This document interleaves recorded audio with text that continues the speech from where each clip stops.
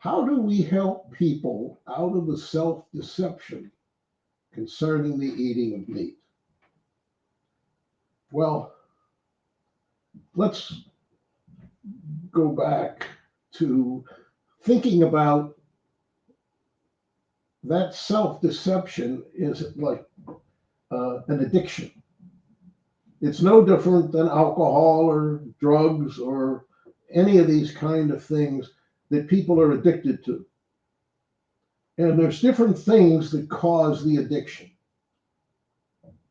And I think a lot of it is peer pressure, not just self-loathing or depression or anything like that. I think it's more peer pressure in the case of the meat eating. Now, if we think about this in terms of the second part of the Lord's Prayer, that is a way that we should be living in order to pray it. So if we think about this, we want God's kingdom to be part of the way the earth lives the same way it is in heaven. So if we're looking at that, and really, if we want to take a look at what his real heavenly will is, we have to look at Eden, where there was no pain, suffering, or death. And that's exactly what is brought out in like Isaiah 25 or 65 and in Revelation 21:4, where there will be no pain or suffering or death. Well, if there's no pain or suffering or death, there can't be any eating of meat, because that all involves pain, suffering, and death.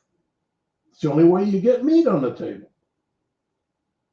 So what we have to look at is that addiction. And they have to want to get out of it in order to do it. Now, we can help by letting them know there's another way and by living it ourselves and encouraging them. But it's an addiction, and we need to look at it like that. And when people want to get out of the addictions like of alcohol or drugs,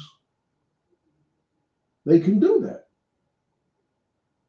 Now, remember, from a health standpoint, meat eaters have a lot of diseases, chronic diseases, that healthful plant, whole food vegans don't have.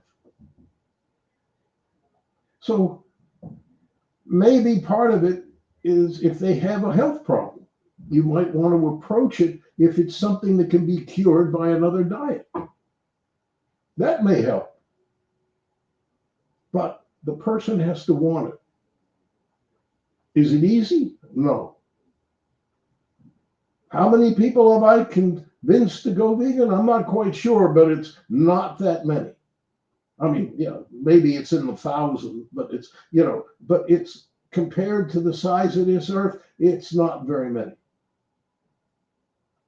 And I can't even get members of my family to do that. And I don't, the prophet is not heard in his own town or his own community or family. That's part of our problem. But if we live it and we love other people and they see the difference, we may be able to get that point through. Amen.